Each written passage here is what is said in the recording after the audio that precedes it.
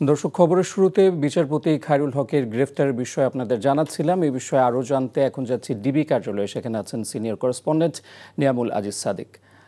সাদিক, বিচারপতি খায়রুল হককে কোন মামলায় গ্রেফতার দেখানো হয়েছে আর তাকে কখন আদালতে নেওয়া হবে?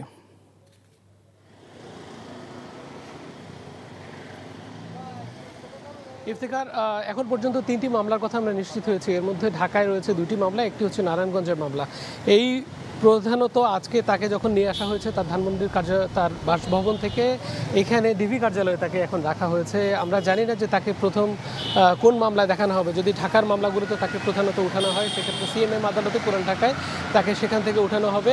আর যদি তাকে নারায়ণগঞ্জে নিয়ে যাওয়া হয়, সেক্ষেত্রে নারায়ণগঞ্জের যে জেলা দায়রা জজ, সেই জায়গায় তাকে নিয়ে যাওয়া হবে।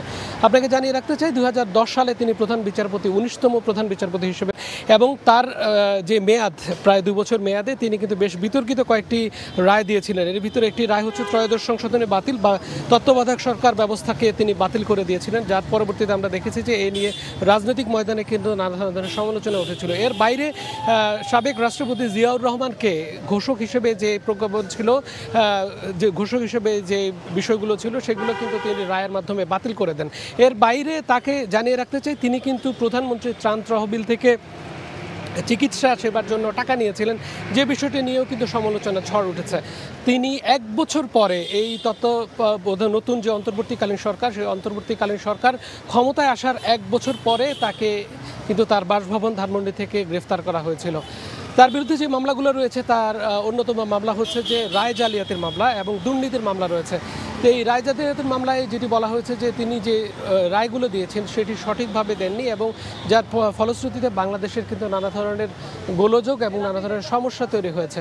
তবে সেই এফআইআরটি যদি আমাদের হাতে এসে পৌঁছায়, আপনাদেরকে নিশ্চয়ই জানিয়ে দেওয়ার চেষ্টা করব। এখন পর্যন্ত ভেতরে অবস্থান করছে এবিএম খায়রুল হক। আর তাকে যদি সেই কোর্টে উঠানো হয়, কোর্টে উঠানোর পরবর্তীতে কি ব্যবস্থা নেওয়া হয়, কিংবা তার আয়ও কে হয়, বা তার যে শুনানিটা হচ্ছে সেই শুনানিতে তার বিরুদ্ধে সুনির্দিষ্ট কী ধরনের অভিযোগ আনা হয়, সেই বিষয়গুলো নেওয়া হচ্ছে। আমরা শুনতে পাচ্ছি যে আরও বেশ কয়েকটি মামলায় তাকে শোন অ্যারেস্ট দেখানোর জন্য চেষ্টা চলছে, এ ধরনের কথা আমরা শুনতে পাচ্ছি। তো এই ছিল সর্বশেষ অবস্থা ডিবি কার্যালয়ের সামনে থেকে।